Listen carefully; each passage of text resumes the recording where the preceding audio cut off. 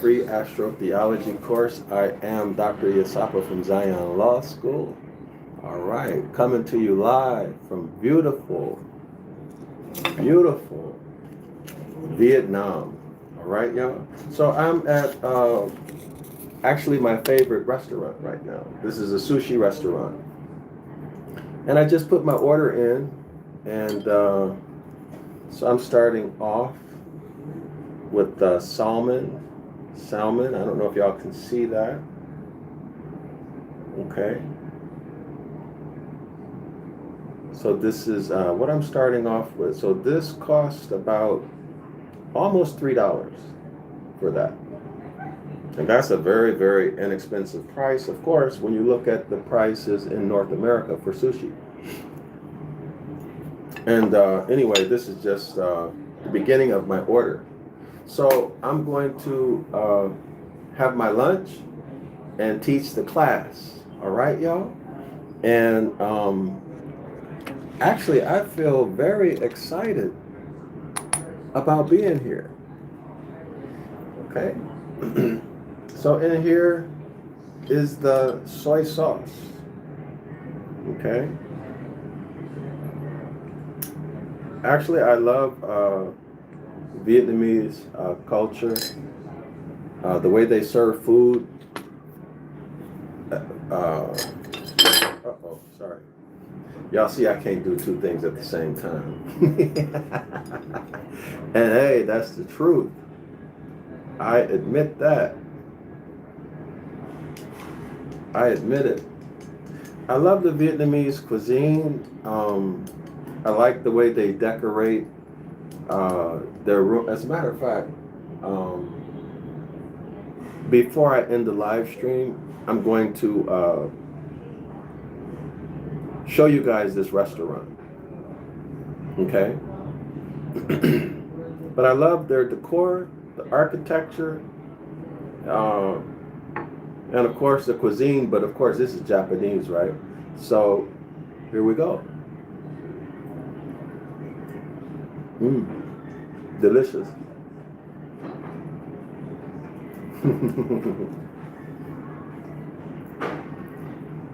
I'm so happy to be back in Vietnam from Cambodia.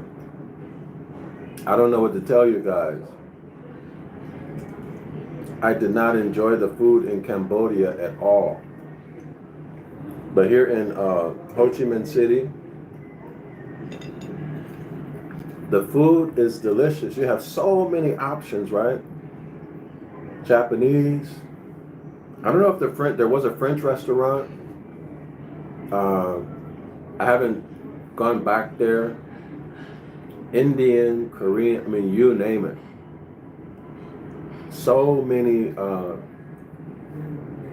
fine dining style restaurants to choose from. This is very good. Okay.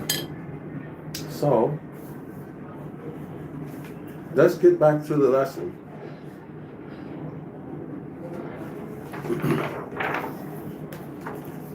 Our textbook is the Astrology of the Old Testament. The lost word regained. Again, everyone should remember that the lost word is referring to astrology. Astrology, the lost word, the word, quote unquote, of God, connotatively speaking, okay? This book was published in 1892. The author is Carl Anderson. So we're going to pick up, I think we're somewhere around page 28 or 29. No, page 30. Yes. Hold on. Give me 1 second.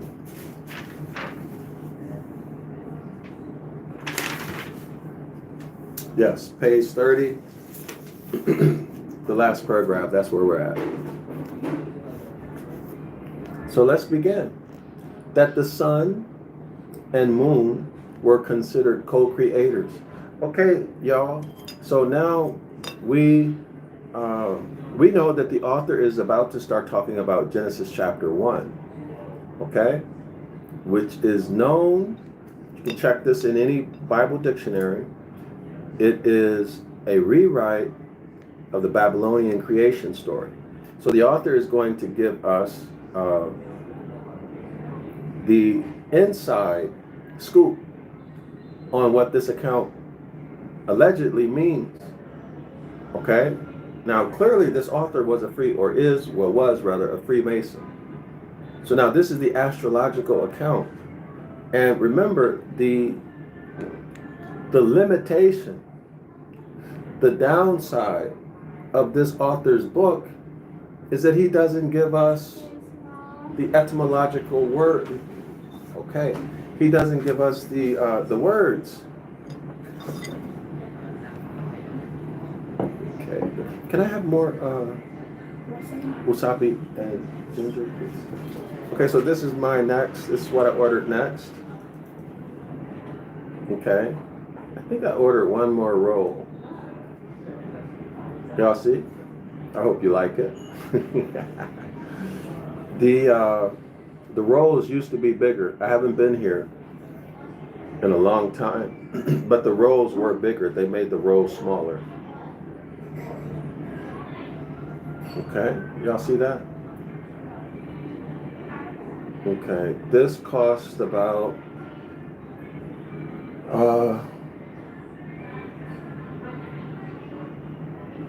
this costs about $7 or $8. Okay, about $7 or $8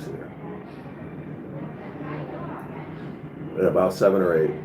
Okay, so let me put this over here. In 1 second, y'all. So we'll get back to it.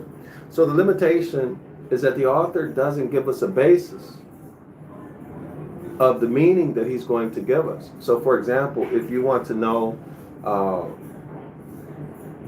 if you use a Bible interlinear, you can look at the etymological meaning of each word and its grammar or part of speech. But here he gives us nothing. He only talks. Okay, he just gives us what I'd have to say is his opinion, because I don't know where he got the information from. Does everyone understand what I'm saying? Gives us no basis for his statements. Okay?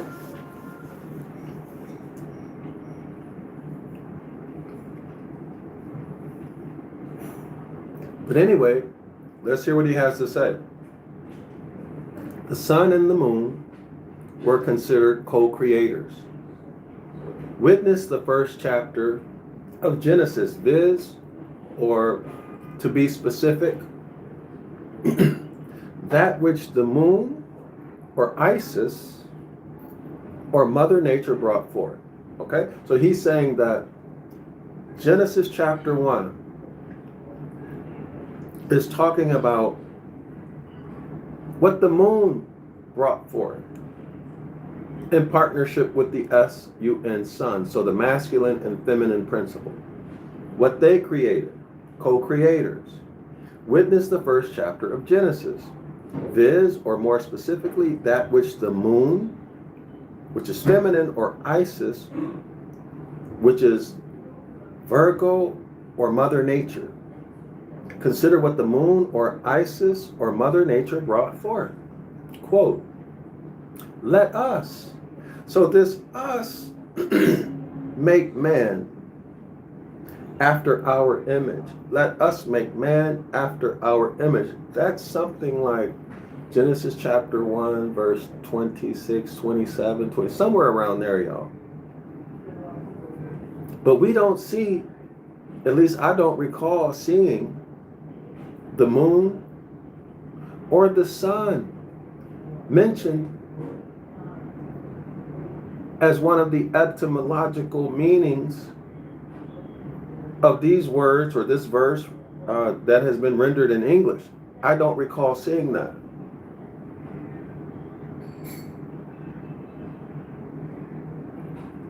Yes, it's the story of the Enuma Elish. That is correct. A rewrite of the Enuma Elish. All right, y'all. So this is the problem with this book. The author needs to show proof, evidence Okay? Unless, of course, the information that he's giving us is passed down orally through secret societies, or unless it's passed down in books that are kept away from public view and he's not allowed to give you those sources. Okay, thank you. Thanks a lot. So I asked for more wasabi. I like a lot of wasabi. So I'm put that in half. And then I asked for more ginger. And what I like about this restaurant, they never give you problems. And the service here is always excellent. Always. The service is always excellent. I've never come here and been disappointed about anything. Okay? So let's continue. So scholars, my point is, remember, we don't give full faith and credit out like candy like we used to. All right? So we need to see some type of Isa writes hi. Hi, Isa. So we need to see something. But again, as I mentioned, he may not have given a source because maybe he couldn't.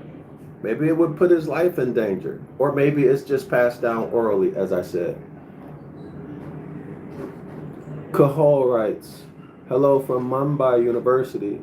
Huele hai or hauhing? Huele. I don't know what that says. You have to write it in English. Who are you? Isa writes, who are you? I'm Dr. Yasapa from Zion Law School.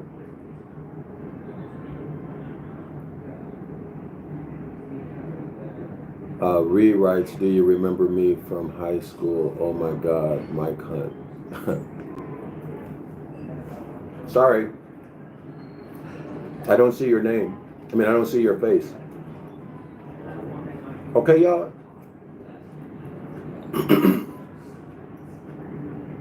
So, the point is we should always read suspiciously, okay? And think about all of the options.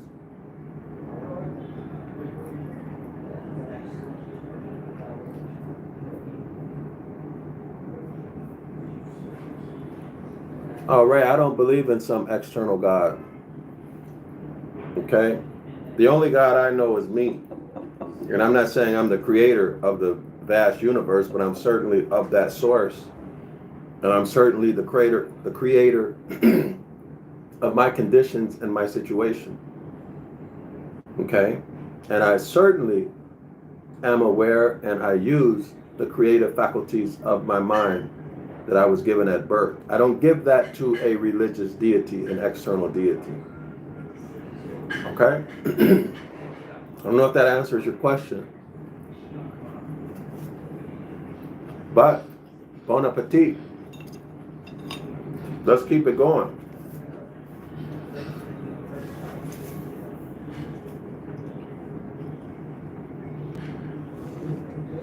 So let us, according to this author, is the sun and the moon, the masculine and the feminine principle, masculine and feminine energy, masculine and feminine energy. This is the Hermetic Law of gender, the Hermetic Law of gender. Let us make man after our image and, quote unquote, male and female, he created them. Now, as many of you may know already, male and female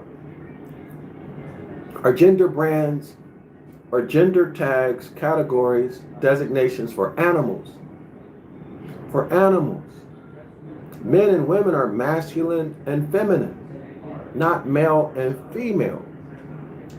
Okay, I hope everyone sees that and remembers that. Okay? Animals are non-descendable. Right? Of course, an animal is not going to be able to own property. So the hybrid, troglodyte, Paleolithic caveman But the Neanderthal is half man, half monkey, right? Half chimpanzee. Okay, the Han Uman. The Han Uman. Let me show y'all Han Uman. Give me 1 second. Let me show you. Han Uman. Woo.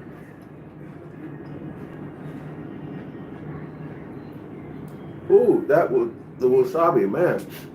Ooh.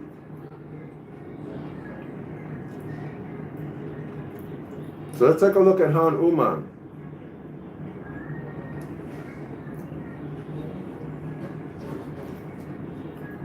Give me 1 second. Let me see which one I want to show.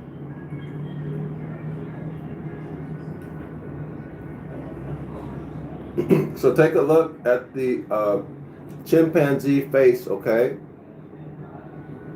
This is Han Uman.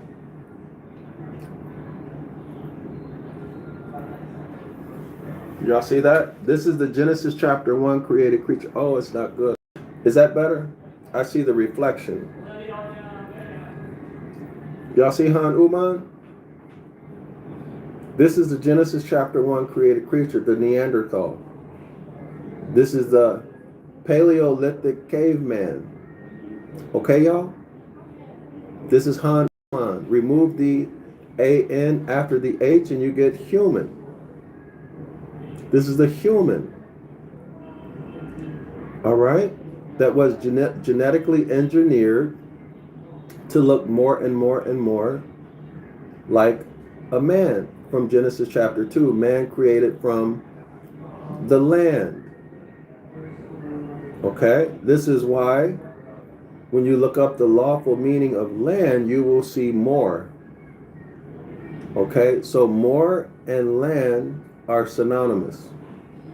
This is why mores are the substance and subject matter of the law, because it's a well-established principle in law that land is the substance and subject matter of the law, that mores are the substance and subject matter of the law. And this is the Han Uman, this is the human that is non-descendable, although born from a woman, although born in wedlock, as it were, in the law dictionary. This is the half man, half monkey, half chimpanzee created by the Elohim in Genesis chapter 1. Y'all heard?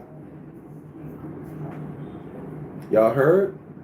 Now, I'm not trying to offend anyone, but this is the fact. All right, here's another version of Han Uman.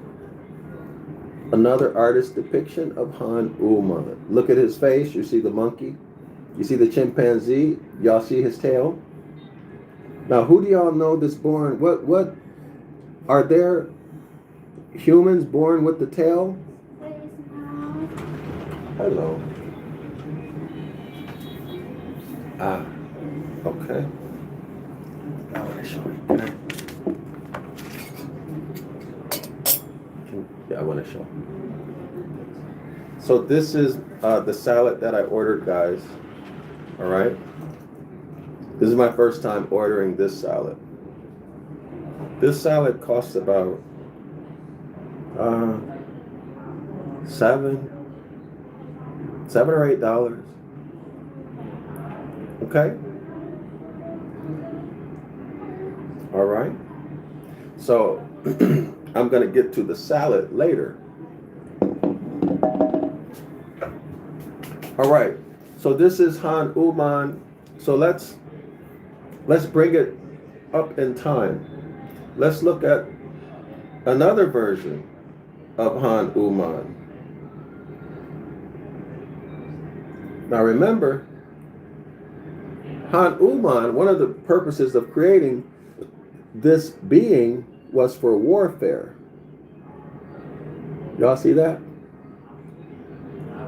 Not just to plow the land, not just for agriculture, but for warfare. To have a creature that had enough intelligence to be able to speak and follow simple instructions, but that had the strength of an animal, who could row the ships and fight in the army. Okay, y'all see that? Now let's take a look. This is the Genesis chapter 1, created creature. Genesis chapter 1, created creature that the author is talking about. So when you see human, it is Han Uman. The human is non-descendable. And you see Han Uman memorialized and deified in Hindustan, in India, as a god. Y'all see his tail? Okay? Memorialized, deified as a god in India. Everybody see that? Okay? Now let's look at the Neanderthal. All right, let's look at the Neanderthal. This is Han Uman. Does everybody see Han Uman? Okay? So the Europeans do not deny this ancestry. They don't deny this ancestry. Y'all see it? This is Genesis chapter 1, the created creature, the Neanderthal, the Han Uman, the caveman, the Paleolithic caveman, the hybrid troglodyte nigger. Okay? So everybody knows. And by the way, these hybrids are not just pale skin. Okay, there are hybrids who have dark skin. Okay, they would be classified as black or Negro today. All right, so it's not a color thing, y'all. Okay, it's not a color thing. Okay.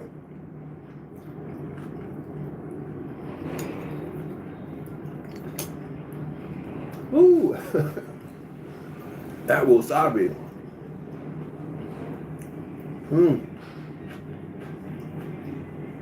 Take another look. The Neanderthal, Han Uman. Don't be offended. Okay, because Western science does not deny this. And a lot of these DNA companies will give you your DNA result telling you how much Neanderthal DNA you have, okay? And they say that Neanderthal is pre-human. Pre-human, okay? So look at the forehead. Okay, this is the product of the Jacobian experiments. Look at their foreheads, the brow ridge. Okay, how hairy they are. All right? Hold on, let's see. Let me see if I can look at some of these comments. Rahul says, how to believe God, how to lead. All right. So here's a good example.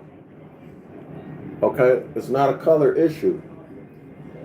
It's an issue of being Han Uman, a hybrid, or a man with the womb, or a god with the womb. Okay? So it's not about complexion. All right?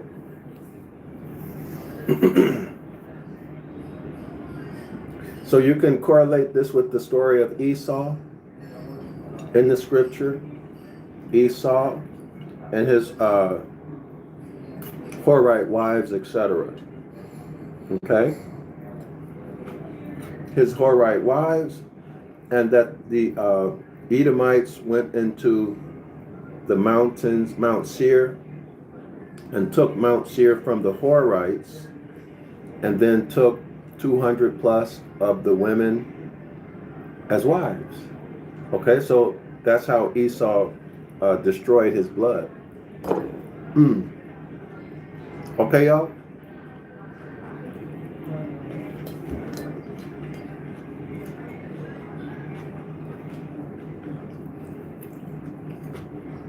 But of course, Esau late writes, late you have to write in English because I don't understand that. I don't speak Spanish. Okay, y'all?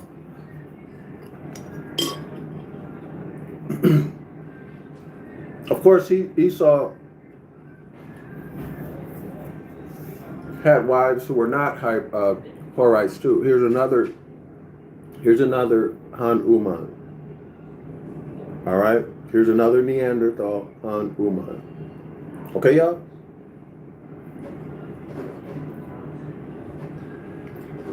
These creatures are non-descendable. They cannot inherit land. They have no birthright. Okay? So that means that their present day generations also have no birthright.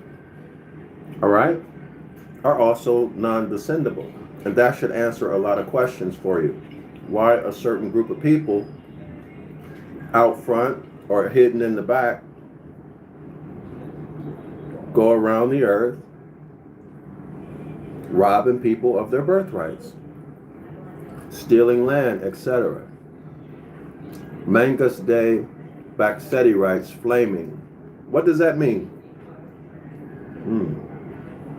Y'all, this is really good. I haven't been here in 6 to 8 months. I can't think of how long it's been. Mangus de Baxetti. What does flaming mean? What does flaming mean? I don't know. Okay, y'all. So I hope y'all are learning. Hope y'all are learning, and you're able to see what's happening.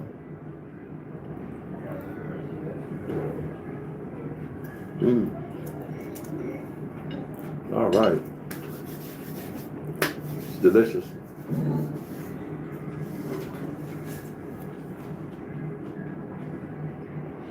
Now,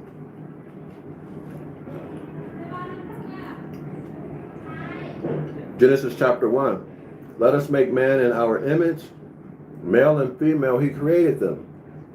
So based upon the grammar, we know that created creature in Genesis chapter 1 was an hermaphrodite.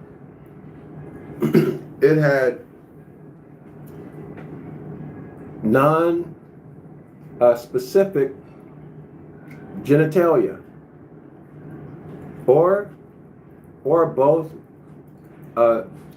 vagina and penis present, or neither one fully defined. Y'all follow me? It was an hermaphrodite. We know this from the grammar. This is why learning and understanding ancient Ibaryath is critically important. Because you can learn, you'll know what the text actually says based upon the etymological meaning of the words, based upon grammar, based upon grammar rules, based upon the philology, right? Based upon the astronomy and astrology, and based upon the history. Based upon the history, secular and mythological. Y'all heard? Okay. Now let's keep going. And these spiritual essences, the essence of something means that if you take that away, it's no longer that. Okay? So if you take that away, it's no longer that. That's the essence of something. Okay, y'all? So if it's A and let's say you take something away and now it's B, so that was the essence. All right? Let's say, well, anyway, I think that's clear. I don't need to go through that. Now notice, y'all. Let us, the sun and moon said, let us make man in our own image. The sun and moon.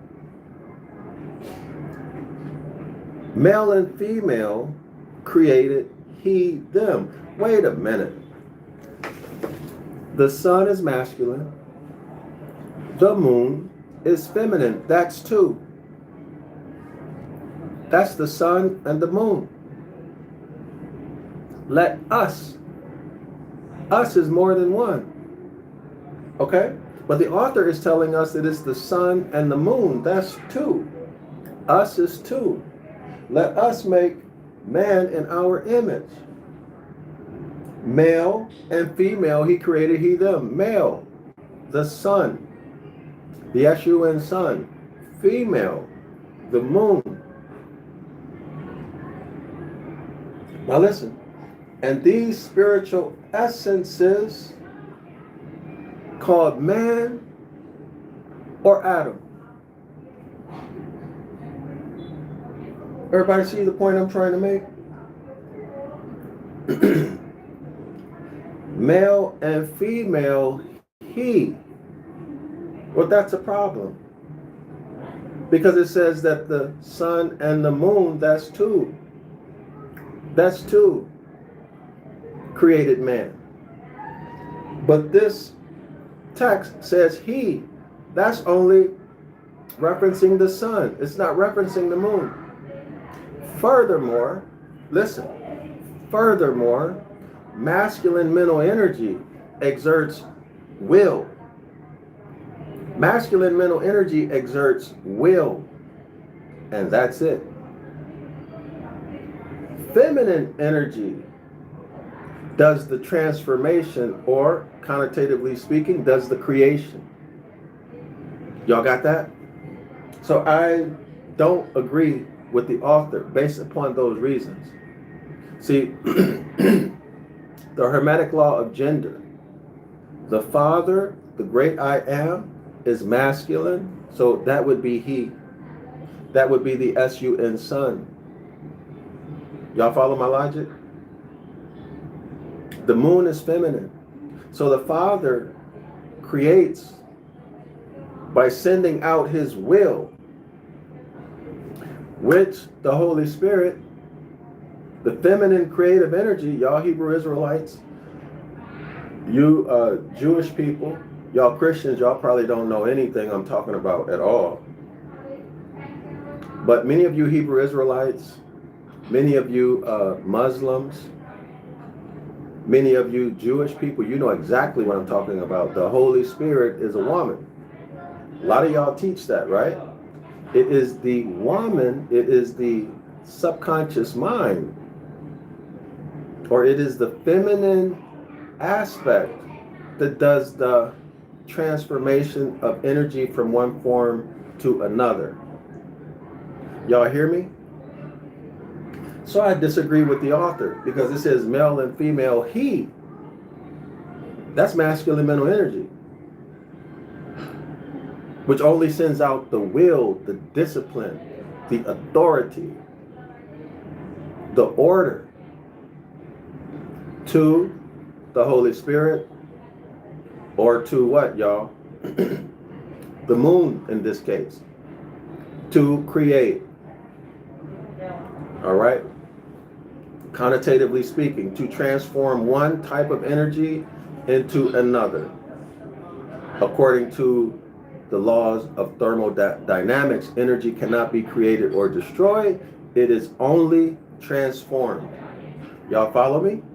Everybody with me? Y'all follow me? Now let's continue.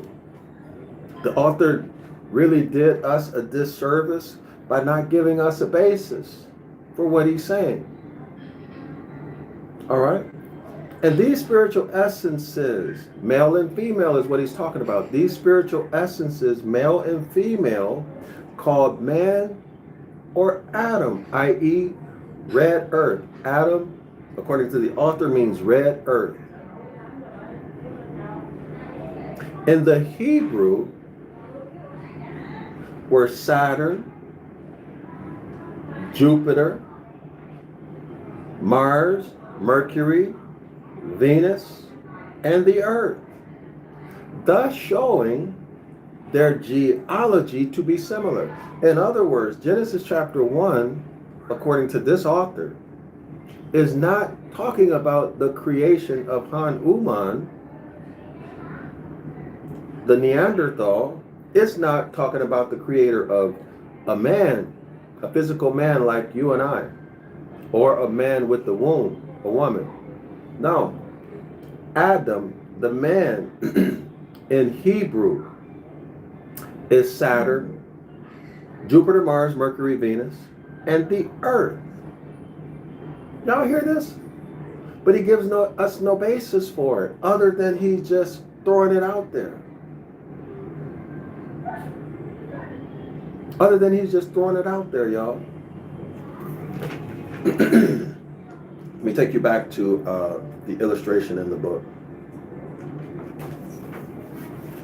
So y'all take a look at this. Take a look. Here's the sun in the center. Y'all see the sun in the center? Y'all see the cross? This is the summer solstice, winter solstice, vernal, the spring equinox, and then the fall equinox. The X is the Ta or Tau. Okay, this is the bull. This is Leo the lion. This is Scorpio. And over here is the man. So these are the four living creatures. These are the cherubs, Ezekiel chapter 1 and Revelation. And then God dwelleth between the cherubs. Y'all see that little circle? God dwelleth there. That's the sun, the center of our universe. All right, y'all see that? Now, if you look at these are the planets: Mercury, Venus, Earth, Mars, Jupiter, Saturn. Everybody see that? These circles are their orbits. Okay? The circles are their orbits. So Saturn is the Lord of the rings, the Lord of the circles, the Lord of the rings. And this is why you wear a ring, to represent marriage. Y'all see that? So it's homage to Saturn. All you Christians who are wearing a wedding ring, well, guess what? You're practicing astrology. Okay? You're practicing astrology by wearing that wedding ring. Okay? That's just the way it is. Not my fault that you are not taught. I'm teaching you now. I'm making you aware now. But what will you do with it? See, are you scared? Are you calling me a liar? Are you saying that Dr. Yasapa is a blasphemer because I'm telling you the truth? Huh? Talk to me. Are you saying that I'm a blasphemer because I'm telling you the truth? That wedding band that you wear has its origin, or really means that you worship Saturn? Huh? The Lord of the Rings. Y'all see that? The Lord of the Rings. Huh? It ain't my fault that they lied to you. I'm bringing you the truth. Not only am I bringing you the truth, I'm giving it to you for free. I didn't ask you for a thing. Okay? Now out here is unlimited consciousness, y'all. Unlimited consciousness, unlimited awareness, unlimited intelligence. Okay? Unlimited intelligence emanating and forming all of the planets, the sun, and every living thing. Okay? There is no sky daddy. There is no God as y'all have been taught in Christianity. All right? And if you are a Moor, Genesis chapter 2, man, or man with the womb, okay, that means you are thought made manifest, which is the Hermetic Law. Okay? So you are blessed. Well, let me not use blessed. What word do I want to use? I'm in Asia, so I say you are lucky. You are lucky to be a Moor. Your thought made manifest. All right?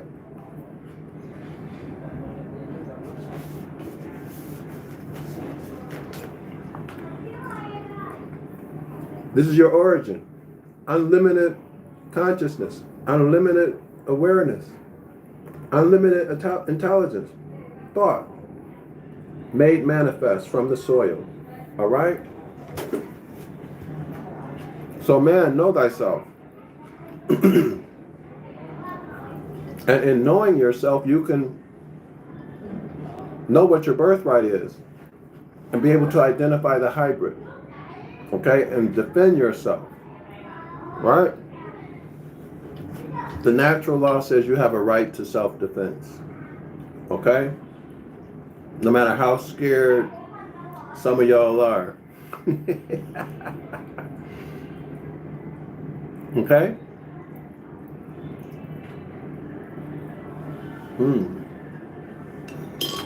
This is delicious. I might have to get another one.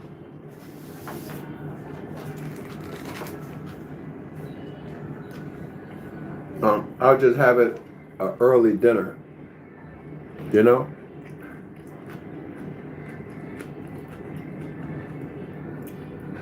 Hold on, y'all. Let me check the chat. Hold on. Let me check the chat. 3 writes, Apsu and Tiamat. Apsu, the male, represented the fresh water, ocean, while the female Tiamat represented the saltwater ocean. Thank you for that. And, okay, so, all right, I put everything else in. I read everything else, y'all. Hold on. Hold on, y'all. I'm trying to figure out how to work this chat. Hold on. Super chat member and super chat messages. Live chat. Oh, live chat. Hey, y'all, show me some love, y'all. Subscribe to the 101 Ancient Ibaryath course. Get yourself educated. Show up every Saturday at 10 a.m. Show up every Saturday at 10 a.m. Eastern Standard Time. Doesn't cost you anything. 506 The Curses course. The link is in the description area of the video. Okay? I hope I see y'all. That's in a couple hours, right? Let's go back to the text. Also, buy my books. The links are in the description area of the video. Y'all get educated so you can do the same thing I'm doing. Okay? My books are in the description area of the video. All you need to do is get them and start studying. Come to the 506 The Curses course. Subscribe to 101 Ancient Ibaryath. Okay? And you'll be in there. You'll be on your way on the path. So let me get back to it. All right.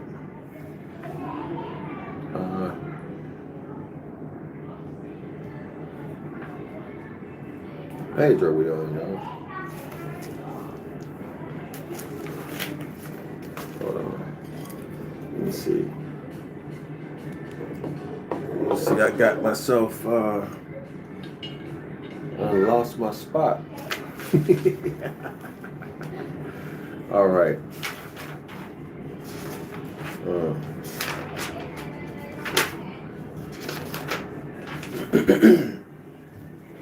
1 second.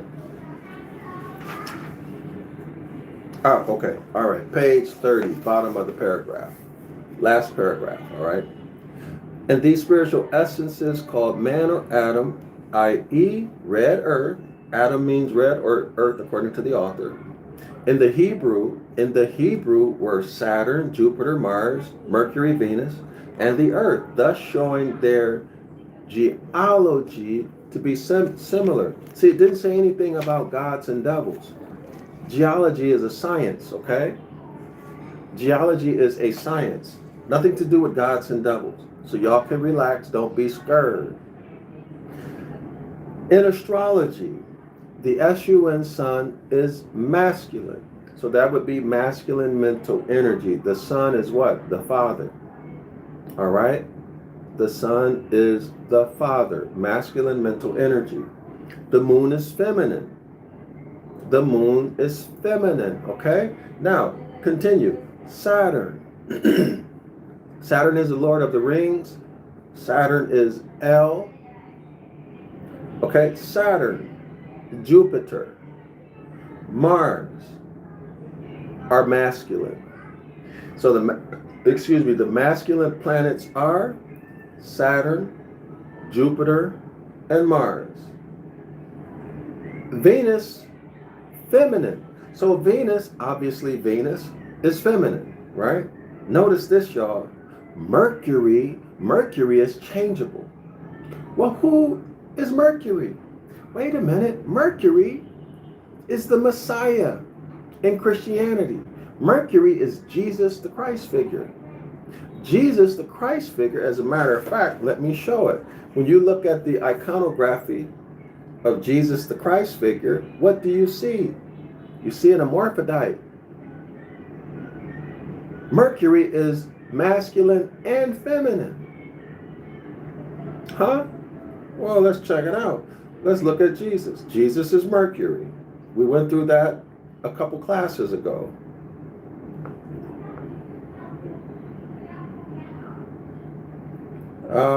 What's the word? Androgynous. That's the word, androgynous. Jesus is androgynous. So let's take a look. Now I'm not making this up. Here's Mercury. Here's your God, O Israel, the androgynous Jesus. Y'all see that? Dr. Yasapa didn't make it up. I'm just presenting you the evidence. Here's the iconography. Why? Mercury is changeable. Mercury is feminine and masculine. Mercury is androgynous.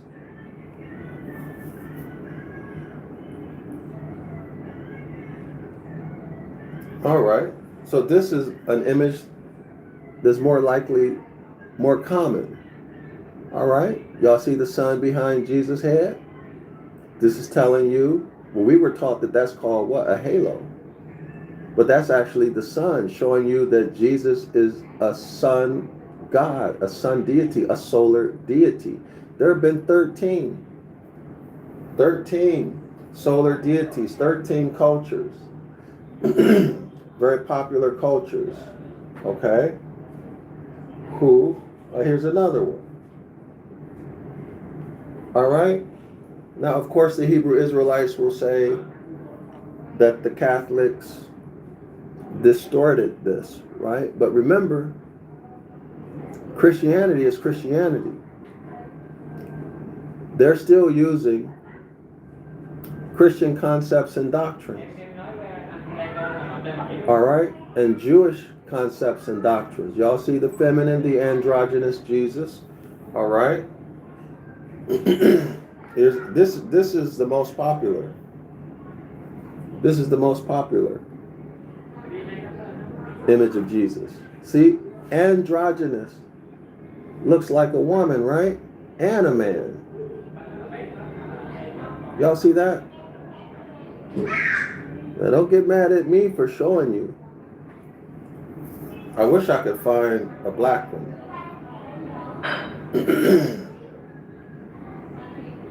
Give me 1 second.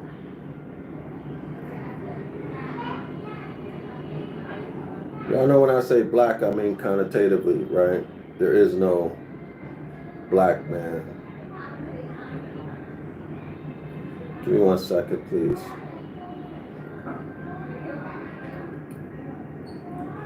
Here's another very popular image of the androgynous Jesus.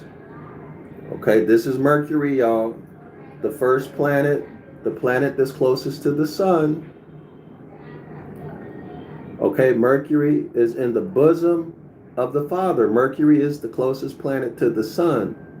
So Mercury is in the bosom of the Father. Okay, if you've seen the Father, you've seen the Son. All right, Mercury, Jesus are overwhelmed with the glory of God. Y'all see that? Master Blocker writes, high rapture Watch 2:24:24. Let me see.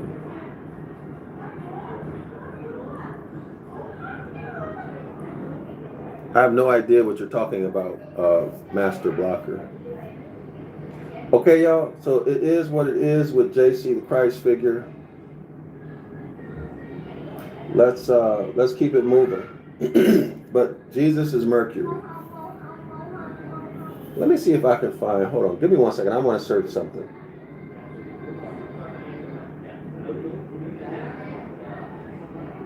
Give me 1 second.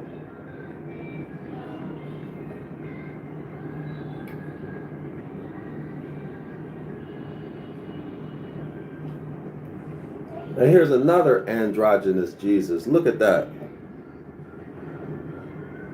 Look at how he looks. Look at his hands and his posture. Another androgynous Jesus, okay?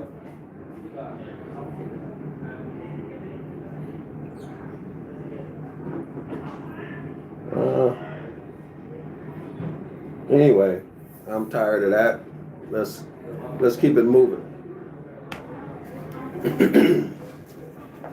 But okay, so let's review it. What did we learn? In astrology, the SUN sun, the orb in the sky, is masculine. So that's masculine mental gender, hermetically speaking. The moon is feminine.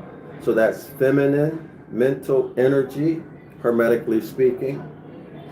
We also learned that Saturn, Jupiter, and Mars are masculine energy. Masculine energy. All right, so hermetically speaking, that's the masculine mental gender. Venus is feminine. So there's only one feminine planet, Venus. Also the moon, the moon and Venus. And then Mercury is changeable. Mercury is androgynous. All right, now there can be some masculine images of Jesus and some feminine, where he looks like a straight woman. Or where you look at him, you don't know if it's a man or a woman. It's changeable. Y'all see it? Okay, now we see that reflected in the iconography, the paintings, statues of the Catholic Church. Page 31. Again, it says that they were put in the heavens. The planets were put in the heavens, quote unquote, for signs and for seasons and for days and for years. Okay? So we have to keep in mind, scholars, that this author who writes, speaks like he was a Freemason, is telling us that Genesis chapter 1 has to do with the creation of the planets. And that these planets were created by our SUN sun, the disk in the sky, and our moon. And our moon, masculine and feminine mental energy. Meaning that our sun and moon are older than the planets. Y'all see that? Everybody see it?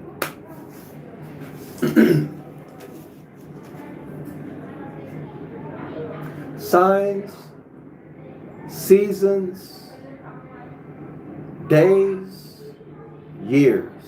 This is the purpose of the heavenly bodies. Signs, seasons, days, years. How for signs? These stars. Why? Signs of the Zodiac, of course, were the constellations, where the constellations were placed. Let me read that again. Why? Signs of the Zodiac, of course, where the constellations were placed. Seasons, how for seasons? Because the seasons change and are named as the SUN sun enters the fiery sign of Aries. Aries the ram, right? This would be what, y'all? The spring or the beginning of spring. the spring equinox or the vernal equinox, okay?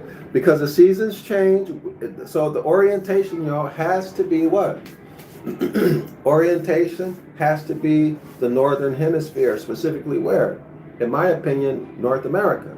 Because we have 4 clearly defined seasons: spring, summer, autumn, winter. Okay? Clearly defined. Other places in the world, they have what? Winter, only winter, or they have dry season and wet season. Okay? Because the seasons change and are named as the sun enters the fiery sign Aries, when spring commences, when spring begins on March 22nd every year. When the sun sun reaches the watery sign, which is Cancer. Cancer is a watery sign, Aries is a fiery sign. So when the sun reaches Cancer on June 22nd of every year, y'all, this is the beginning of summer. This is the summer solstice, according to the author on page 21. You heard? On the 22nd of September, in the Aries sign of Libra, fall begins. Fall commences. Okay, so Libra is an Aries sign, Cancer is a watery sign, and Aries is a fiery sign. All right? So, according to the author, fall begins on September 22nd when the sun gets into Libra. All right? And on December 22nd, did I say December or September? Okay, so according to the author, autumn begins on September 22nd. All right? Which is Libra, which is an Aries sign. On December 22nd, in the earthly sign of Capricorn. Capricorn is an earthy sign, or the earthy sign. So winter begins on December 22nd. All right? When the sun is in the earthy sign, Capricorn. So that's the beginning of winter, y'all. And herein is the mystery of the Latin cross, or the crucified one. Let me show y'all this. All right, we need to see this.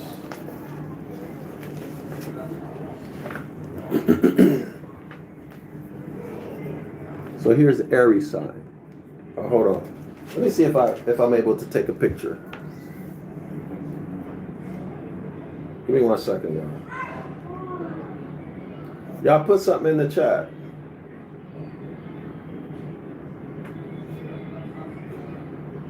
I don't know how to work this computer yet. Hold on. Let me see if I can figure this out. Where's the camera? Y'all put something in the chat. Let me know if you are still there.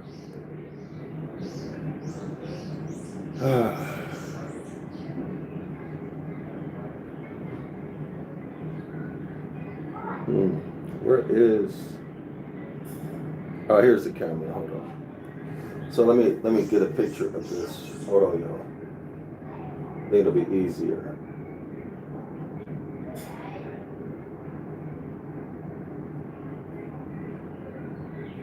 Give me 1 second. Okay. Can y'all see that? I'm just gonna let you see it. I'm not going to read through it. But y'all make sure y'all get the PDF printed off. Do y'all see the signs? Aries, Cancer. Hold on. Give me 1 second. Here's Aries, the ram. Uh-oh. What happened? Oh, well. That's too complicated. Y'all gonna have to do that on your own. Give me 1 second. Let me try it again this way. The problem is I'm seeing reflected light. So Aries,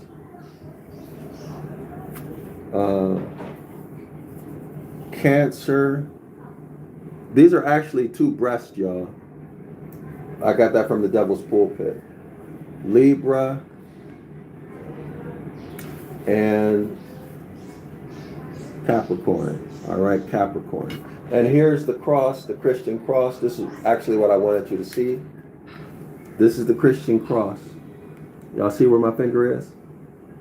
So Latin, the cross. All right. So let's pick it up. Let me see if I can. Yeah, I can zoom. All right, here we are. So y'all look in the center of the screen. Do y'all see that? The cross? It says Latin cross. Did everybody see that? That's what we're going to deal with now. The Latin cross. All right? Everybody see that? So let's get into this. See where the cross comes from in Christianity. All right, here we go. Let's make it do what it do. Let's make it do. And herein is the mystery of the Latin cross, or crucified one. So the cross, okay? So this, scholars, is the crucified one. This is what you see on the Christian churches, right? And on nation-state flags. And on nation-state flags, this cross, Latin cross, is called the crucified one. Why? Why is it called the crucified one? That's the question. Why is this called the crucified one? Here's why. At Capricorn, the depth of the year. At Capricorn, the year dies. At Capricorn, the death of the year or winter ensues. So when winter starts, that tells you that the year has died. The year has died. And the S-U-N, sun, giver of life and sustainer of life, y'all, okay? Which is really what he means. Is withdrawn from our northern hemisphere. Is withdrawn from the northern hemisphere. Where does it go? Well, it falls southerly until it reaches its lowest point in the southern part of space. So here we have June 22nd. Here, this is the summer solstice. This is the higher self. This is the sun in this position is called the Christ. Okay, this is the line drawn straight down. This is December 22nd here. The sun in this position is called the devil. Satan the devil. Why? Why Satan the devil? Well, because in Hebrew or in ancient Ibaryath, opposite means Satan. Opposite ends of the same line. Therefore, the Christ is the devil. We have a higher self where we are the Christ. We become the Christ. And then we have the lower self. And if you're in the lower self, you're a devil. And you are an opposer of Christ. Why? Because you're at the opposite end. You're against the Christ. Actually, you are an antichrist. Y'all see that? Everybody see that? You are an antichrist. Huh? Devil comes from evil and darkness. So in the dark, people tend to do bad things. We call that evil, wickedness, evil. So take the D off of dark and prefix it to evil, you get devil. So Satan, the devil. All right, y'all got that? Clear? Easy, right? So when the sun is in this position, astrologically, according to natural phenomena, the year has died. In other words, the year ended. It's time for a new year, right? What happens? December 21, 22 until 12 o'clock midnight, the end of December 24th, the very beginning of December 25th, the sun has moved a full 1 degree northward. Okay, and our ancestors interpreted that movement on the sundial of 1 degree northward. Y'all see it? 1 degree northward was interpreted as the Escheat sun being born again, or a new sun being born. Okay, y'all? In other words, the beginning of the sun is reborn, and then at the vernal equinox, March 21, 22, the sun is right here at 0 degrees when it passes over the celestial equator, which is a projection of Earth's equator out into space at 0 degrees. When the sun passes over, that's the beginning of the new year, according to modern astrologers. Okay, I hold the position, not that you care what my position is, but the vernal equinox, the spring equinox, this is the covenant of work, the column of Boaz, if I remember correctly. That's work, that's labor. My position is that our ancestors began their year at the fall equinox, which is the covenant of grace, which is when Mama Earth gives you a geometrical abundance. We call it the harvest. Fruits, vegetables, right? Grapes for wine, pineapples, watermelon, leeches, corn, all of the fruits and vegetables. Here you go. You didn't work for anything. It's just a gift, right? It's just a gift. So my position is that the year begins at the harvest. All right, y'all? The year begins at the harvest, the autumn equinox, in ancient times, according to our ancestors. All right? Let's continue. Which is the column or the covenant of grace, right? Covenant of grace, the column of Jachin Yachin, okay? You can get this out of the Devil's Pulpit. The link is in the description area of the video, along with several books I have written. All right, so if y'all like my work, if you're learning, support my work, buy my books, get yourself educated, and keep showing up to this free class, all right? So at Capricorn, December 22nd, the death of the winter ensues, the death of the year, or winter ensues, and the Escheat sun, giver of life, is withdrawn from our northern hemisphere, and although shining in darkness, y'all, did y'all hear that? The sun from the summer solstice, June 21, begins to fall, begins to move southerly, okay? And it reaches September 22nd, 0 degrees, which is Earth's equator projected out into space, 0 degrees. When the sun gets here and it crosses below the celestial equator, the sun gets crucified. Jesus is the sun. Jesus gets crucified. Okay? Virgo is in August.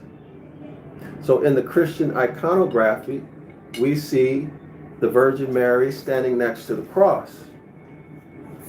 All right? The Virgin Mary standing next to the cross, representing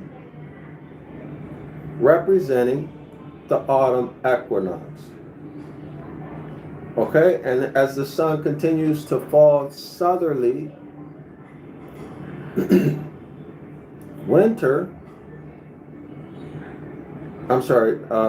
days get shorter and the nights longer until eventually the nights are longer than the days. So the The darkness rules. Y'all heard? So the sun, when it gets into the December 22nd, 21-22 position, the winter solstice, the sun is shining in the south. But in the north, darkness is ruling. So what does it say? Listen, y'all. Listen, y'all.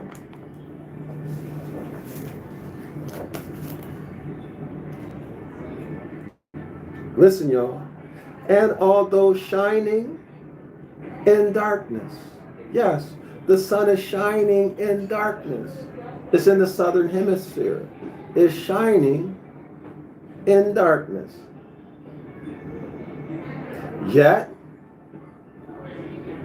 the darkness comprehend it not. Yet the darkness comprehends it not. So even though the sun is shining, it's still dark in the northern hemisphere. And there's the astrological solution or the astrological meaning to that scripture. All right? The sun is shining in the darkness, but the darkness comprehends it not. In other words, the sun, although shining, has been overpowered by his evil brother Set. But that's another story for another day. Let me try to show y'all this Christian iconography with the Virgin Mary at Jesus' cross.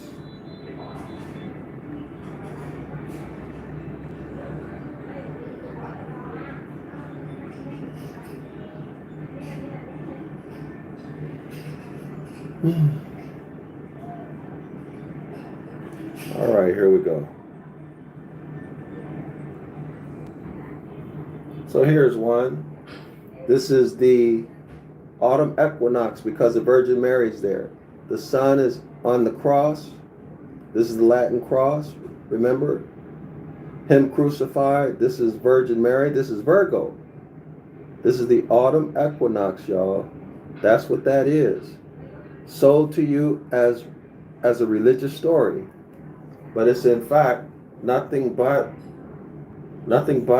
the personification of natural phenomena.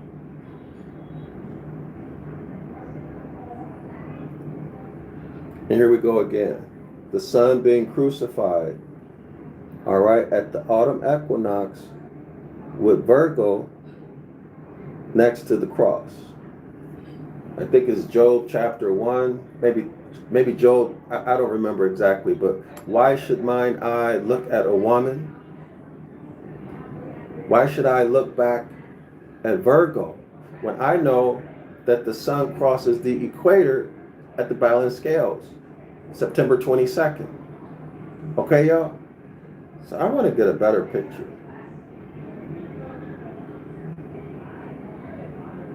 And then, of course, September 29, Michael the Archangel accompanies Jesus the Christ figure to hell. Hell is winter season, and then all the way down to the bottomless pit, which is the lowest declination or the lowest elevation of the sun in the southern part of space where nighttime rules. It's a bottomless pit. There's no bottom to space. Okay? It's so cold that it's hot.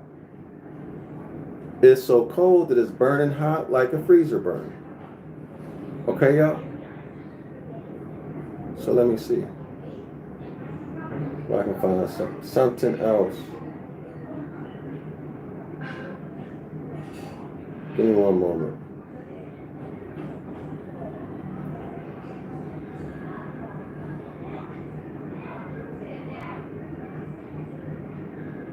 So I hope y'all are learning. All right, here we are. How about that?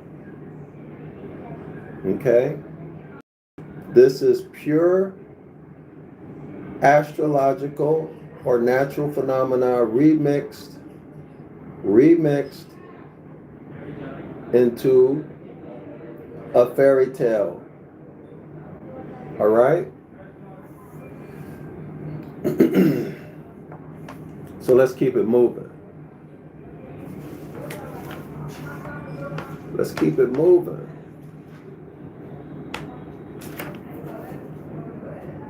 All right, so I really like this.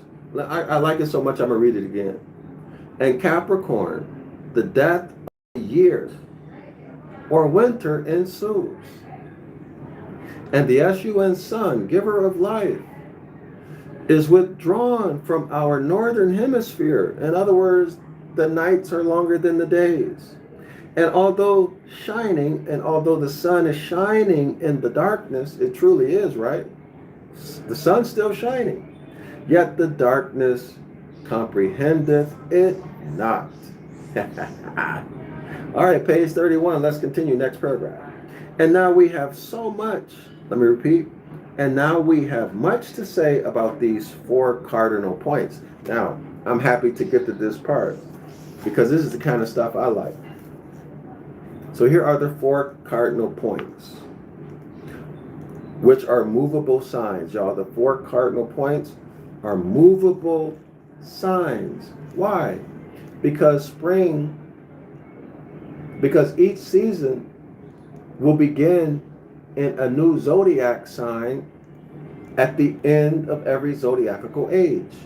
Okay, according to this author, one zodiacal age is 2,000.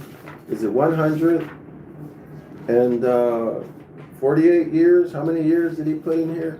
Yeah, 1,254 years, according to our ancient Babylonian ancestors, according to the Chaldeans. Page 8. 2,154 years. There's a new zodiacal age. So every 2,154 years, if you go to the equator, if you go between 23.5 degrees north and south at the vernal equinox, March 21, March 22, look to the east, look right over the horizon. What are you going to see? You're going to see a zodiac sign right over the horizon. And that zodiac sign tells you what the zodiacal age is. So are we still in Pisces?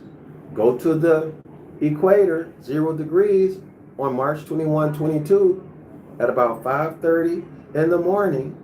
Look toward the east at the horizon. And if you see Pisces there, we're in the zodiacal age Pisces. If you see Aquarius there at the horizon, then we're in the zodiacal age of Aquarius. Period. All right? Period. Just go to the equator and look. All right? That's all we have to do. Go to the equator and look. But if you want me to do it, y'all have to send the finance in. All right? Because it costs money to travel, or travel there yourself. Okay? Travel there yourself. And be kind enough, I hope, to tell us which zodiac sign you saw at the equator. Huh?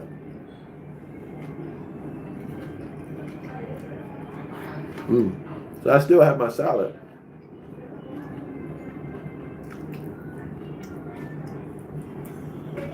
So let's see what's up with my salad.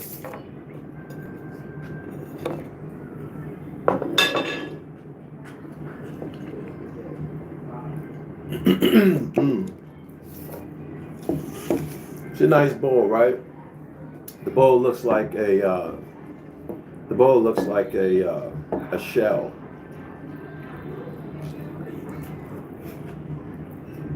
Very good. Quite delicious.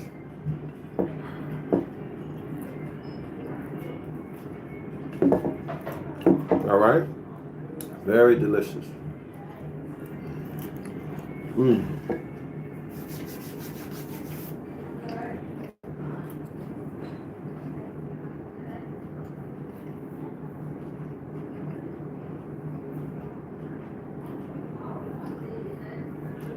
Okay.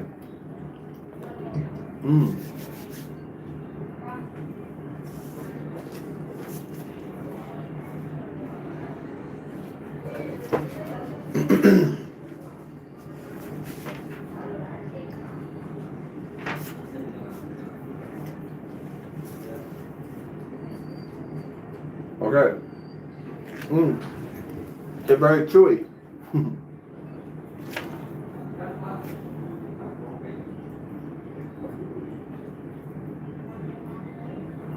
All right, y'all, let's get back to these cardinal points. So they're movable because the seasons change. Spring will begin, summer will begin. Each of the seasons will begin in a different zodiacal age, okay? Every 2,154 years. I'm going by the numbers of the Chaldeans, not the modern astrologers, okay, y'all? And if we go back to our ancient ancestors, I told y'all, my point of view is that our ancient ancestors recognized the harvest, the fall equinox, as the beginning of the year. All right? And that's my point of view. Not spring. Because that's a covenant of work. All right? Heirs don't work. Heirs enjoy the benefit. All right? And Mother Earth provides everything. But of course, Deuteronomy 28, verse 15 through 68 is active. All right? It's active right now. Y'all go read it if you don't know it. Now let's continue. Back to the 4 cardinal points. Aries, Cancer, Libra, and Capricorn, for it is the great cross of the modern Christian church. I mean of the Roman Catholic Church. Y'all, it's one and the same, y'all. And you Hebrew Israelites who are practicing, who follow the New Testament, you're Christians. Okay, I mean the Roman Catholic Church. Since the various sects of Protestants know nothing at all. The Protestants don't know anything about this topic. They know nothing at all of the mysteries of religion. Okay? They're totally stupid about this topic. But the Catholics aren't. The Catholic bishops and the cardinals aren't. You can believe that. Many of the Hebrew Israelites are not. Many of the pastors and imams, mores and moshes in the Hebrew Israelites and in these Christian religions like the Baptist, the Lutheran, many of them know that the New Testament is astrotheology. Many know, but they're not going to tell you.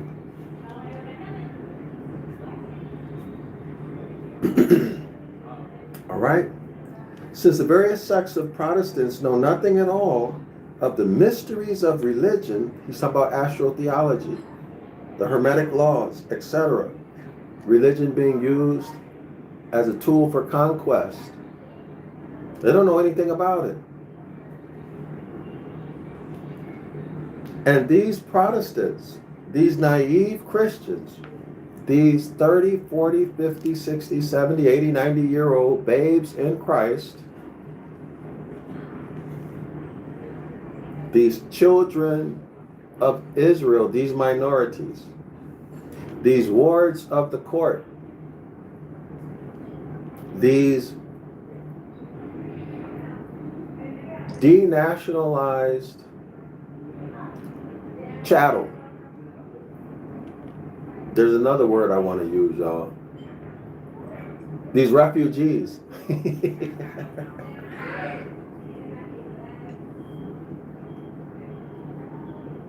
Accept the entire system.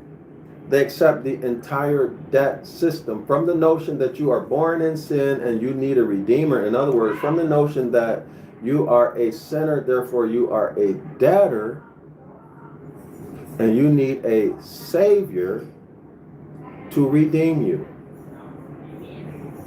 In other words, you accept the commercial system. You accept the jurisdiction. You accept maritime admiralty law. and being under its jurisdiction. Y'all heard? Okay, so you accept the entire system, only excluding the Pope as the spiritual head, right? So you Hebrew Israelites say, well, my general is the head, okay? Or if you're not a member of this Hebrew Israelite camp, organization, what have you, then you're not really a Hebrew Israelite. Or if you're not a member of this church, my denomination, then you're in the wrong religion. Christ ain't with you. Oh, it is nonsense, right? Whew. Wow. Let's keep it going. Let's keep it going. But the fact is that every religious head, you Hebrew Israelites, your general is the vicar of Christ. Your general is the Pope. He's the vicar of Christ. Okay? Your elder, whoever is the highest elder, that's the vicar of Christ. Okay? Whether y'all know it or not. And they function that way. Right? They don't have to use the title. But if you don't believe their doctrine, if you teach something else, or if you begin to question them, I bet you they kick you out. I bet you they pull rank on you. And the excuse is going to be is that they're Christ represented. That means they're the vicar of Christ. Okay, y'all? Christianity is Christianity. You know? It is what it is. Now let's keep it going.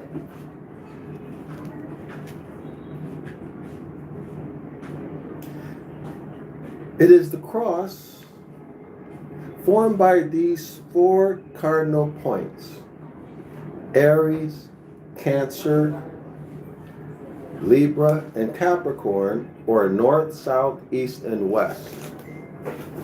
Here we go, y'all. North, south, east, and west. This is the Christian cross. These are the four cardinal points. All right? Aries around. What's the other one? Oh, Cancer. Over here. Libra. And over here. Oops, I did that backwards. Actually, y'all, north is here and south is here. But it's easier to understand if we just do north here, okay? So Aries, Cancer, Libra, Capricorn. All right? That's the Christian cross. Those are the four cardinal points: north, south, east, and west. The author continues. Circumference by a circle. So let me show y'all. Okay? So imagine this cross with the circle around it. I'm gonna put it on the tablet. Give me 1 second.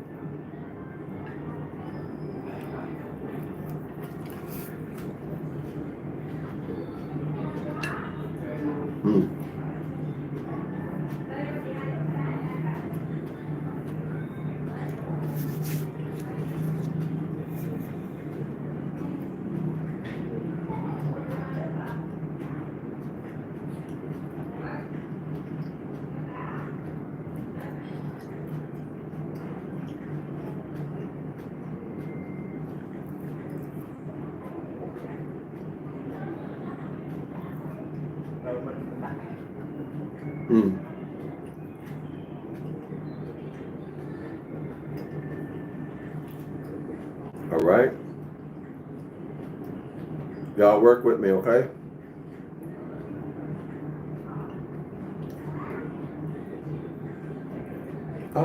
I like this. Do y'all see the cross and the towel in there? Can y'all see the cross and the towel? Yes or no? The X is the Tau or Ta, and then the cross is the Christian cross. North, south, east, and west. Y'all see it? The X again is the Ta or Tau. The four living creatures, okay? And then God dwelleth between the cherubs. So that's that center point where each of the lines intersect each other. This is where God dwelleth. All right, God dwelleth between the cherubs. Y'all see that? Here, where all the lines intersect. All right, see that? Right in the center there. Actually, I like that. Hold on. Give me 1 second, y'all. There's the Christian cross. Okay. Now we need to find it with the circle around it. So give me 1 moment.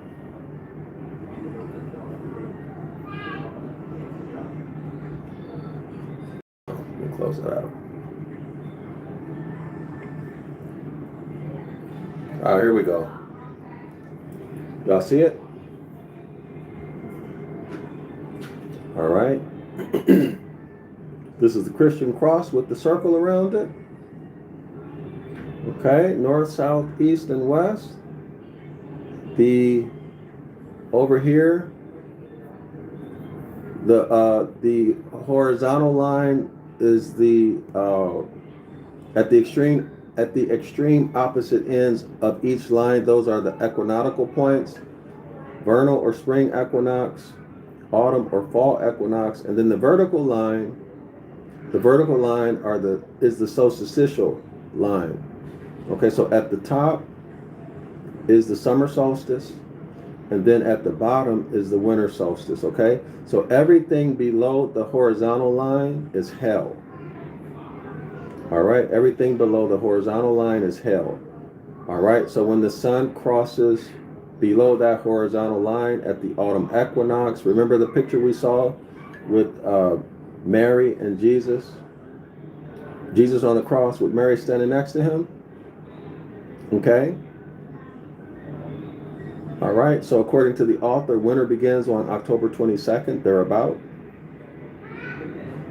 And the dark or the night begins to rule. Christ is humiliated, right? Christ goes to hell and stays in hell for 3 days. That's the bottom of that vertical line, December 22nd, up until the very end of December 24th, very beginning of December 25th, okay? All right, so Christ is in hell or in the underworld for those 3 days. Okay, and the year ends on December 22nd. I'm sorry, let me make sure I got that right. Yes. So winter marks the end of the year. Okay. Let me check to see what date. And hold on, y'all. I'm on page 31. And on the 22nd of December, in the earthly sign of Capricorn, winter begins. Okay, so winter begins on December 22nd. And herein is the mystery of the Latin cross, or the crucified one. At Capricorn, the death of the year or winter ensues. Okay, so when Capricorn comes around, the year has died. Okay? All right. So let's continue. So we looked at the circumference, the cross, and the circle around it, which signifying at one and the same, this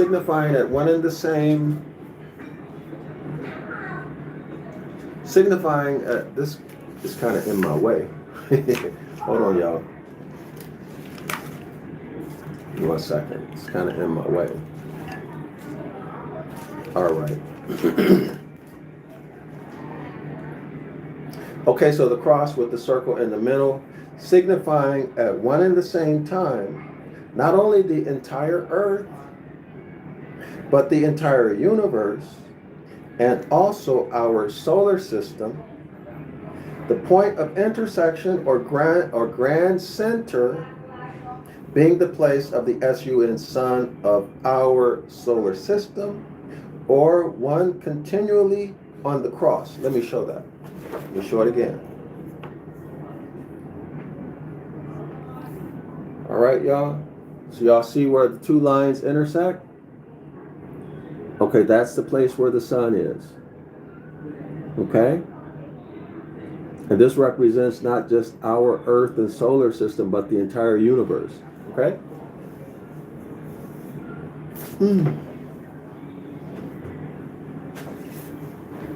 So let's continue.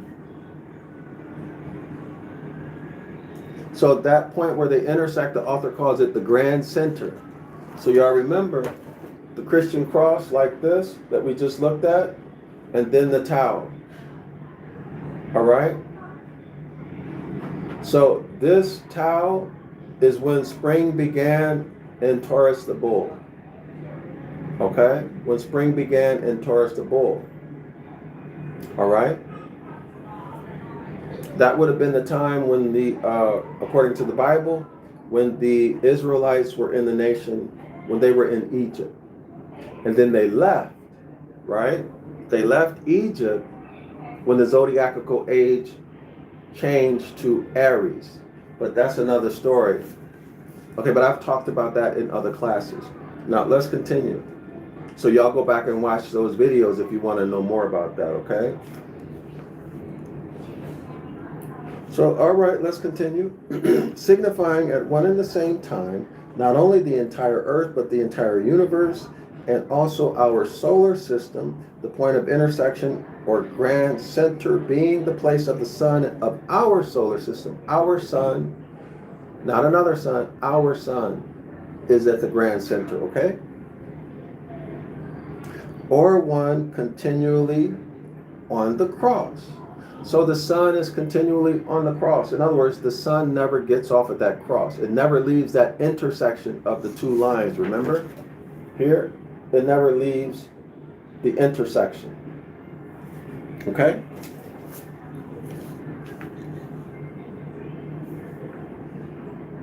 All right. And as the sun is the true savior of nature. Y'all got that? The sun is the true savior of nature. Why? Because the function of the sun is to provide energy. Energy gets absorbed by vegetation, by the leaves on the plants, right? The trees, all the vegetation absorb energy, absorb the sun's rays, the rays. The plants, through their roots, absorb water from the earth and produce its own food, its own sugars. It undergoes photosynthesis. And then some insect, something will come along and eat something from that plant. Okay, let's say it's a worm. Then a frog will come along and eat the worm. Then a snake comes along and eats the frog. So the energy from the sun is passing from one life form to another. Y'all heard? The sun's energy passes from one life form to another. We're talking about the food chain. This is science. This is not religion. Science. Etc. All right? So the sun is the true savior of nature. Without the sun's warmth, there can be no life. Everything will die. Why? Because it's dark and it's frozen. Okay, so the sun is the true savior of nature. Or the world, or Adam Kadmon, Kadmon, or Adam Kadmon, the sun, is said to be crucified. Here's the cross right here, the intersection. Let me show it one more time. So y'all see, we're not dealing in religion, devils and demons and horoscopes. You know, bogus horoscopes. Fantasy horoscopes. Okay, y'all see the point where the two lines intersect in the middle? Okay, the sun is always there, so the sun is continuously crucified. All right, this is all the author is saying.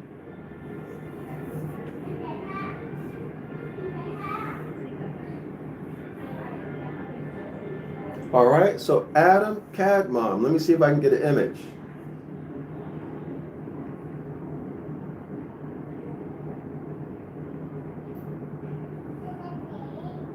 Let's see. And here we are. Y'all see that? There we are. Adam Kadmon.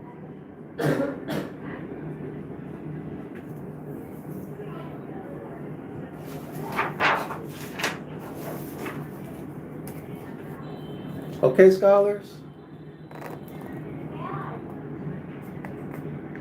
Everybody see that? Adam Kadmon. Let's see if I can get an even better picture.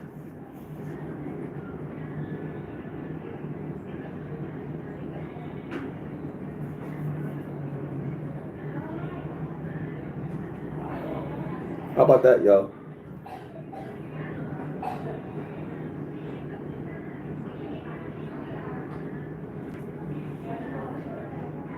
Okay. Let's see.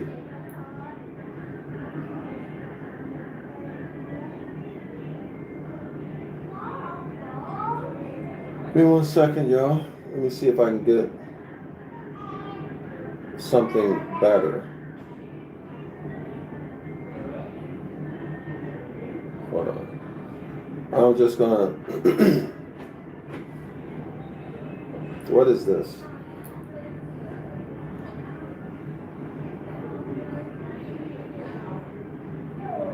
Okay, y'all can do your own research on this, scholars. Give me 1 second. So Adam Kadmon, more correctly Kadmani, Adam, Hebrew for quote-unquote man. Kadmon or Kadmani, quote-unquote first or original. First or original. Ab, first, generator. Ab, first, generator. Original, ab, original, the father. The various, this is coming from the Jewish Encyclopedia, y'all. Let me show it. Can y'all see that?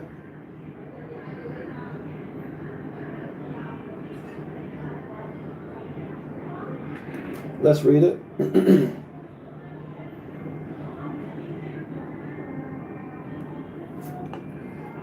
The various philosophical, in parentheses, Gnostic views concerning the original man are, in spite of their differences, intimately related, being a compound of Oriental mythology,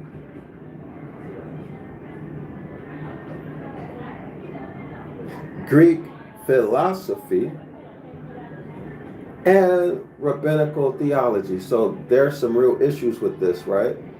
Now let's continue.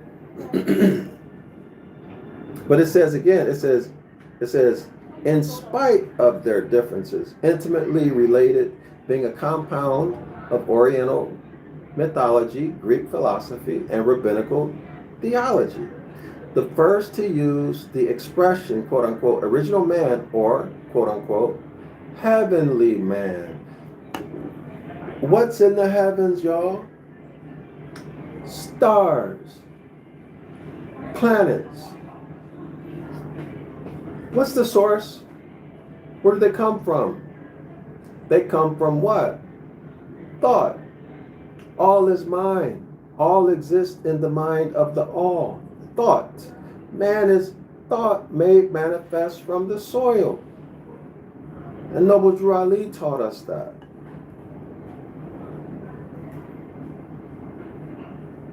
Okay?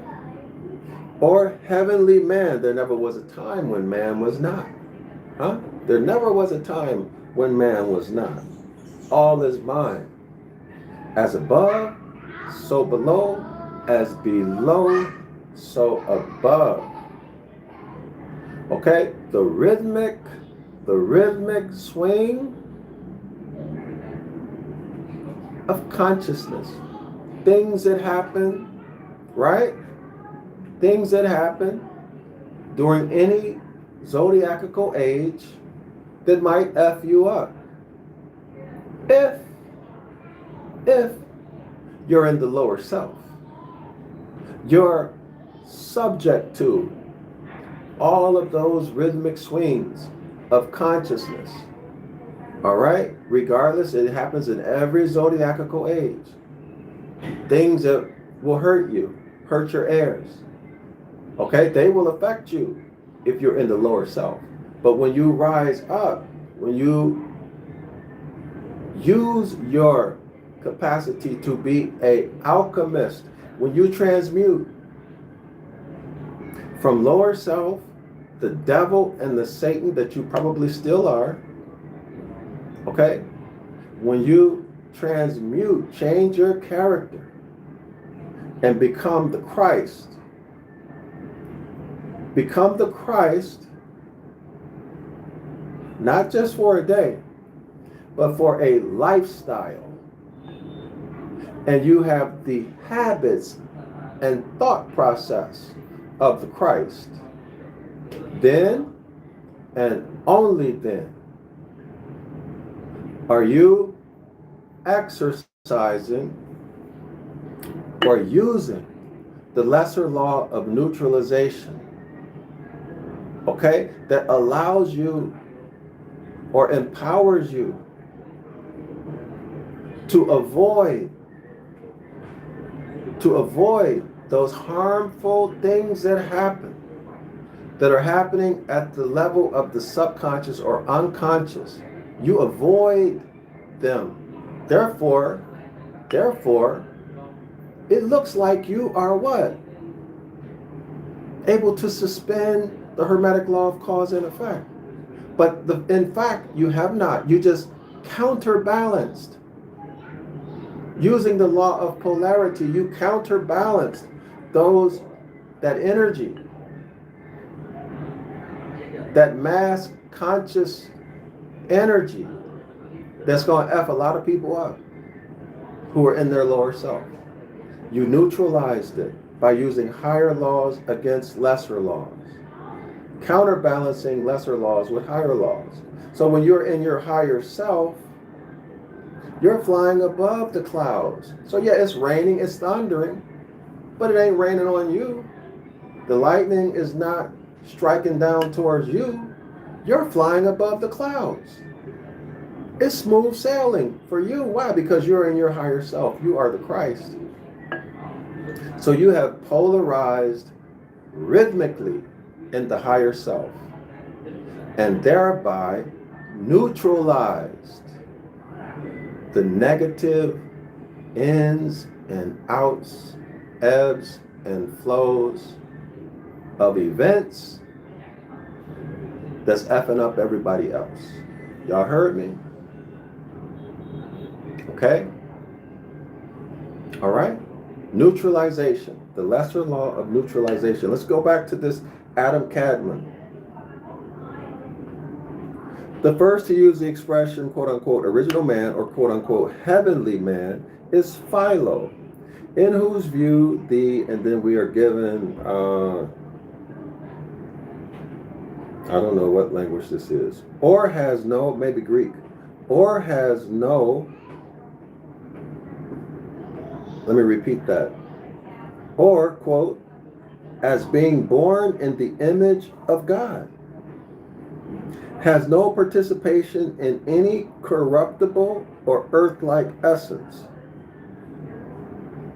Whereas the earthly man is made of loose material called a lump of clay, the heavenly man, as the perfect image of the Logos, is neither man nor woman.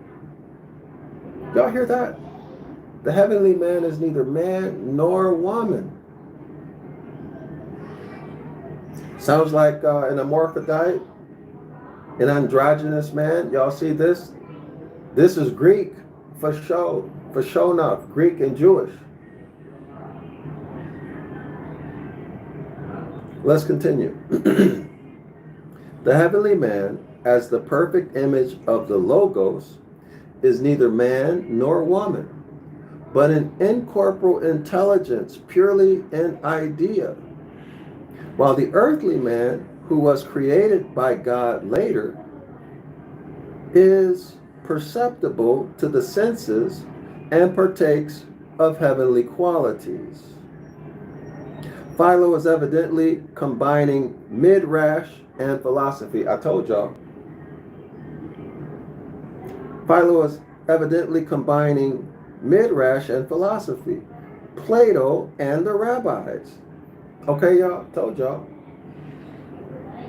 Now, celestially, there is no sexual gender, right? The Hermetic Laws, it just, when the all, I'm speaking hermetically, when the all wants to create, that process, or when the all wants to transfer energy from one form to another, that process is done using the law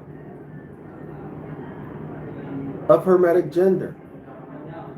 In other words, negative and positive energy. Ain't got nothing to do with genitalia. Okay, nothing to do with that at all.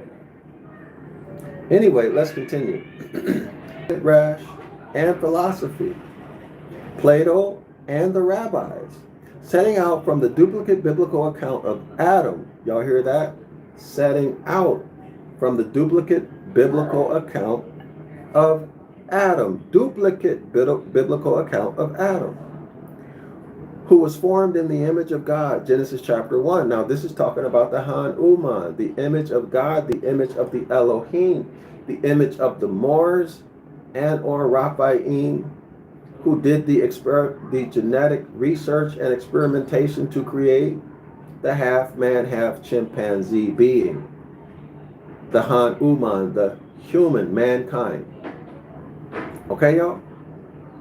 He continues. And the created man of flesh and blood as the image. Now, this is why I suspect that Raphaim were involved. Why? Because the created creature, the Han Uman, is an hermaphrodite. Okay, y'all?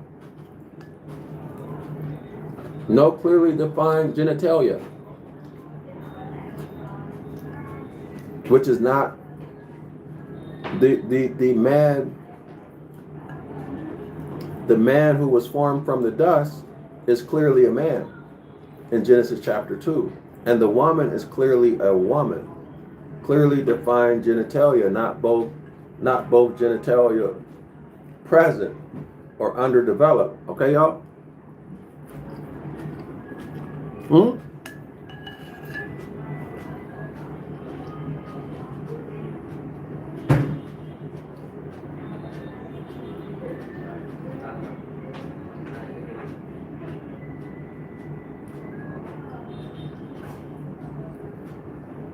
Okay, I'm interested in this. Let's keep it going. So he combines with it the Platonic doctrine of ideas. Let me go back. I missed something. Setting out from the duplicate biblical account of Adam, who was formed in the image of God, Genesis chapter 1, verse 27, and of the first man, whose body God formed from earth. Y'all see that? Genesis chapter 2, verse 7. He combines with it the Platonic doctrine of ideas, taking the primordial atom as the idea. Hold on. Hold on, y'all. Taking the primordial atom as the idea, and the created man of flesh and blood as the image. That Philo's philosophic views are grounded on the midrash and not vice versa is evident from his seemingly senseless statement that the quote-unquote heavenly man, and then we have the Greek, which means who is merely an idea, is quote-unquote neither man nor woman. I told y'all. In Genesis chapter 1, based on the grammar, it is revealed that mankind created creature, the Neanderthal, the Han-Uman, is neither man nor woman.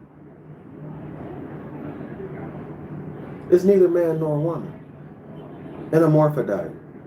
Okay, y'all? Now here we see it again. It's not me saying it.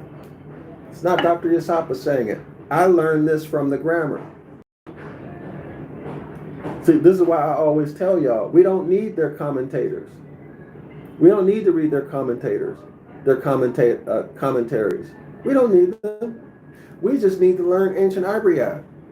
The answers are there for anybody who wants to learn. Nothing special about me. Trust me, there's nothing special about me. I can look in the Ancient Ibaryath at the etymology and the grammar, and I can see Jeremiah 8:8 where it is. And if I can do it, that means you can do it too. But you need to learn. Okay? Which means you need to invest time, energy, or effort. You need to sit down and study. And you need to buy my books. And you need to subscribe to the 101 Ancient Ibaryath class, and you need to start coming to the Saturday class at 10 a.m. Eastern Standard Time. Okay? Or you can do it all on your own. You don't need me to do it. I'm just telling you the easy way to do it. Okay? So you can do it most efficiently. All right? There's really no need to reinvent the wheel. Okay? Unless you have some type of ego issue and you can't tolerate someone who looks like me educating you. But I can tell you this. My style of education is by asking questions. Okay? By asking questions. Now let's continue.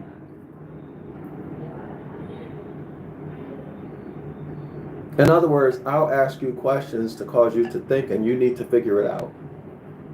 All right? And you need to talk with other people. And you'll figure it out. All right? Thinking. Let's continue. This doctrine, all right, that the heavenly man is neither man nor woman. This doctrine, however, becomes quite intelligible in view of the following ancient midrash. The remarkable contradiction between the two above quoted passages of Genesis, that's Genesis chapter 1:27 and Genesis chapter 2 verse 7, could not escape the attention of the Pharisees, to whom the Bible was a subject of close study. In explaining the various views concerning Eve's creation, they, that is the Pharisees, taught in ER 18a, Genesis R V3, that Adam was created as a man-woman androgynous. Explaining, I'm going to show y'all this, explaining Genesis chapter 1 verse 27. Now this is what the Pharisees wrote. As the author says, who were very versed, right? Okay, this is what it says. as quote unquote male and female instead of man and woman. Male and female instead of man and woman. Let's continue. Androgynous, explaining Genesis chapter 1:27 as quote unquote male and female instead of quote unquote man and woman, and that the separation of the sexes arose from subsequent operation on Adam's body, as related in the scriptures. This explains Philo's statement that the original man was neither man nor woman. Now, all of y'all who have criticized me for bringing this to the public's attention,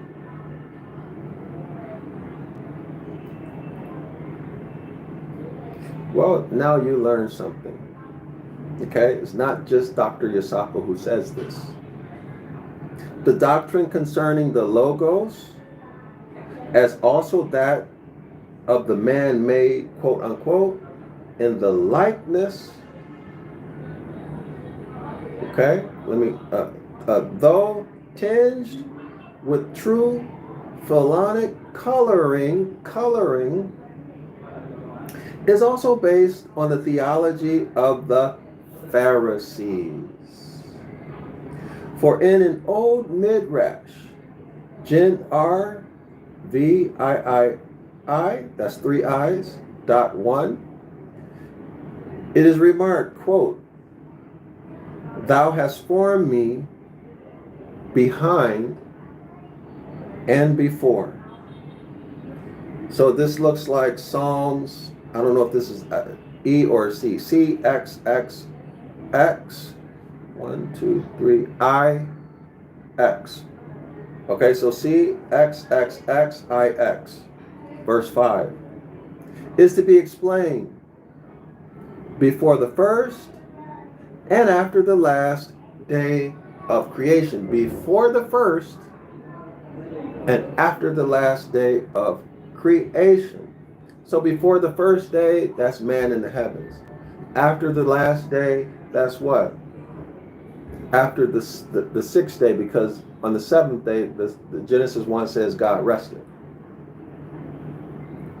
For it is said, quote, "And the Spirit of God moved upon the face of the waters," meaning the Spirit of the Messiah, quote unquote, the Spirit of Adam.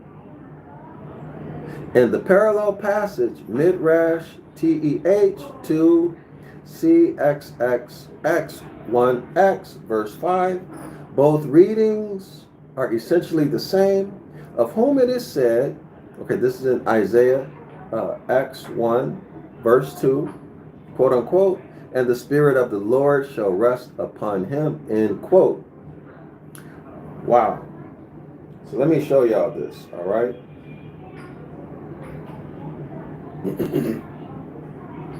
I'm not looking for an apology. Just put some respect on my name. All right? Because these are your gods telling you this, Israel.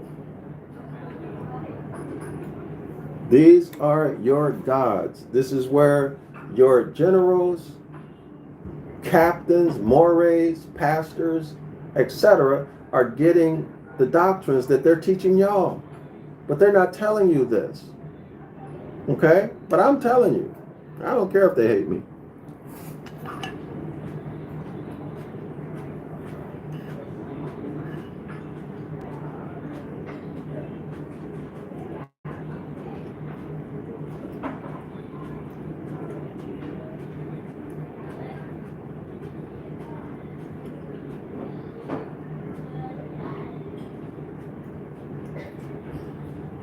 So y'all pause this and read it on the recording, okay? Pause it and read it on the recording.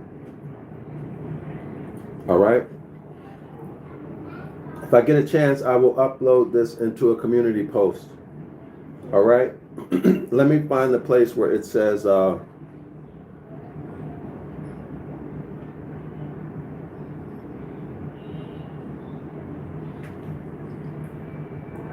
so in the middle of the screen, let me see, what can I use? Hold on. I need something to point with. Hold on, y'all.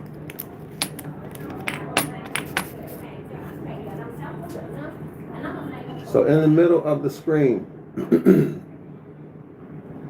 y'all see, somewhere in the middle of the screen, it says, talks about the first Adam. Well, the Adam in Genesis chapter 1 was neither man or woman. Okay, that's what I want y'all to focus on. This Adam, this created creature in Genesis chapter 1, was an androgynous creature. No clearly defined genitals. Okay, not man, not a woman. But what? Genesis chapter 1 says, as quote, listen, y'all. In explaining the various views concerning Eve's creation, they taught that Adam was created as a man, woman, androgynous. Explaining Genesis 1, verse 27, as quote unquote, male and female. But what he's not telling you is that male and female are sexual genders for animals. Thus, and therefore, rather due to the fact that this Genesis chapter 1 verse 27 created creature is Han Uman. Is none other than Han Uman. Okay, y'all? Half chimpanzee, half man, therefore an animal, therefore its gender is male or female. Thought made manifest from the soil, this heavenly man. All is mind. Mind is thought. Thought made manifest from the soil. The man formed from the land. Look up land in the Black's Law Dictionary and you'll see land synonymously is more. Moors are land and land is more. Thought made manifest from the land. Thought, the first Hermetic Law, made manifest from the land, and it is a well-established principle in law that land is the substance and subject matter of the law, whether you like it or not. Hence, Moors are the rightful heirs of all land, all resources, all energies, all commerce, and all contracts. And the created creature in Genesis chapter 1 is non-descendable by law. It is the human, which in a law dictionary is a monster. And although born in wedlock, conceived and born in wedlock, it cannot inherit land. Y'all see the difference? Of course, an animal cannot inherit land. Y'all don't be offended.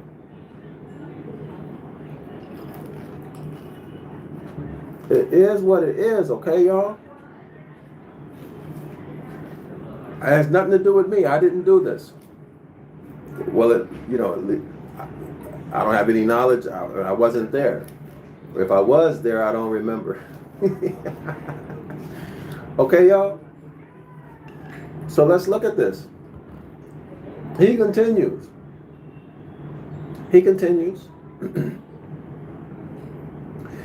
Okay, so Genesis chapter 1, Adam was created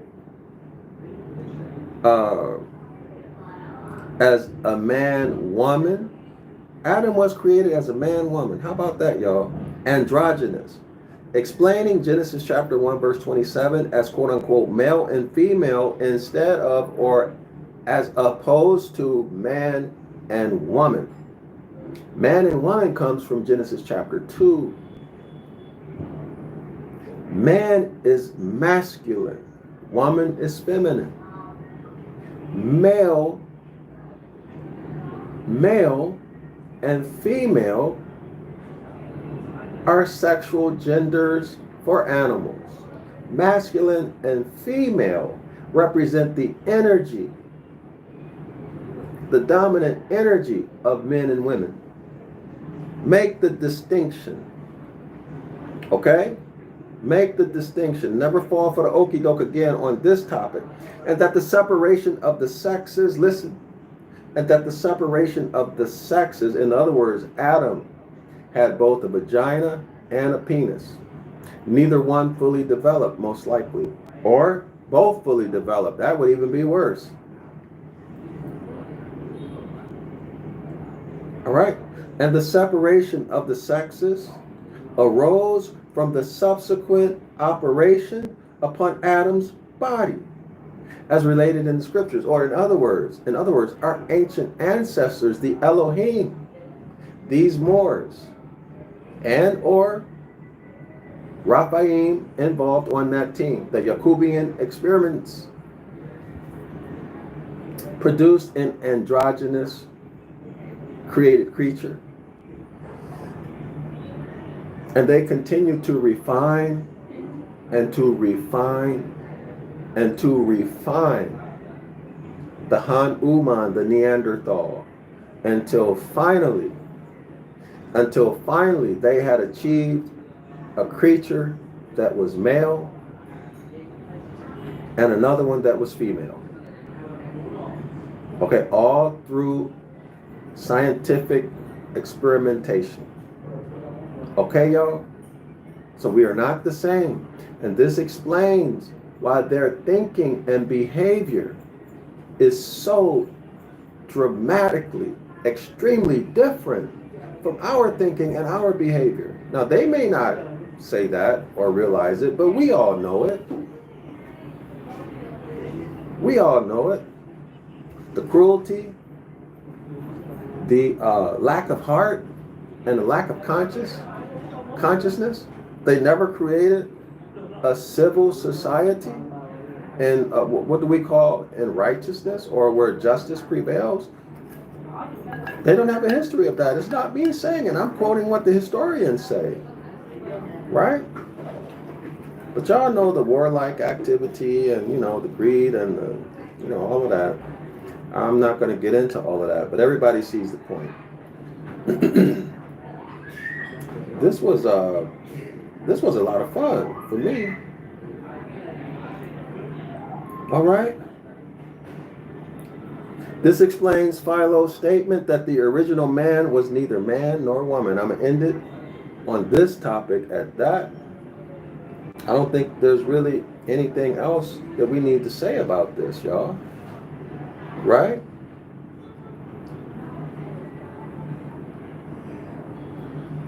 I think we can end the discussion on that.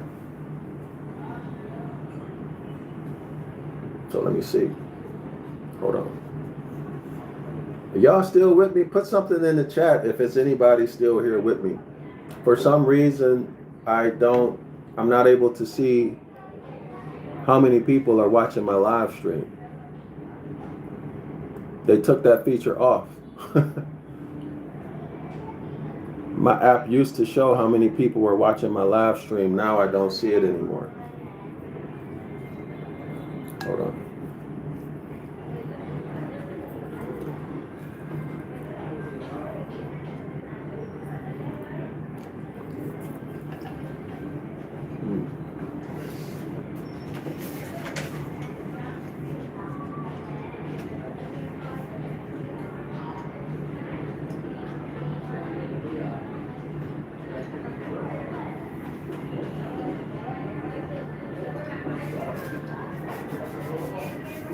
All right, y'all?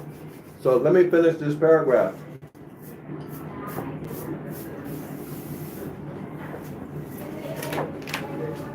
Page 31, last paragraph, bottom of the page.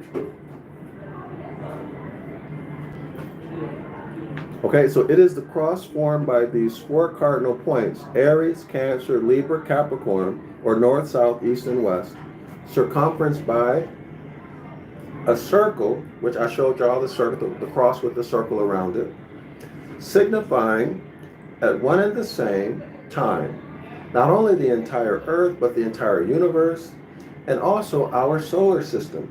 The point of intersection, or the grand center, being the place of the SUN sun of our solar system, or one continuously on the cross. And as the SUN sun is the true savior of nature, or the world, or Adam Kadmon. The sun is the true Adam Kadmon. The SON sun is said to be crucified. We just read that the SON sun is the first Adam. So Noble Drew Ali teaches us that we are who our forefathers were or are. So if Adam Kadmon is the SUN sun continuously crucified, what does that tell you? And the sun is the great I am. The sun is the Father. The sun is also the SON sun. Huh? What does that tell you? Psalms 82:6. All of you are gods, sons of the Most High. I'm going to leave it at that because otherwise I get into a long discussion. Okay, the SON sun is said to be crucified. Right? Him crucified continuously, right? Never gets off the cross. The center of the universe, the Father, the great I am. And so you must always preach him. You must always preach the SUN sun. You must always preach Adam Kadmon. I'm not talking about the androgynous, Genesis chapter 1. I'm talking about man-made thought, a man who is thought made manifest from the soil. You must always preach him. That's self. That's you. But that's also me. In our higher self. You must always preach him. For whenever the SUN sun, for wherever the SUN sun may be, his latitude, his longitude will always make a cross. Its latitude and longitude will always make a cross. Okay? And on that center, he will be. All right, y'all? Polarize yourself rhythmically in the higher self. Be the Christ. Okay? Avoid the harm, the injury that occurs in any zodiacal age in the lower self. Rise above it. Okay? Don't be a devil, because a devil and a Satan is subject to the winds that blow that F a lot of people up in every zodiacal age. Rise above it, become the Christ. Neutralize it so that that rhythmic swing doesn't affect you.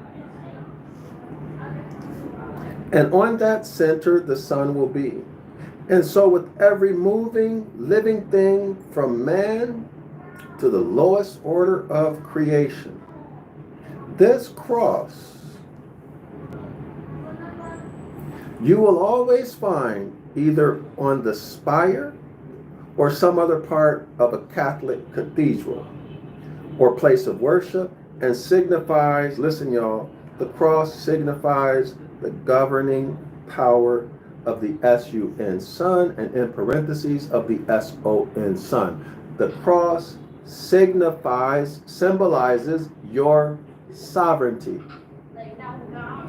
The Republican form of government, self-government. Y'all see it?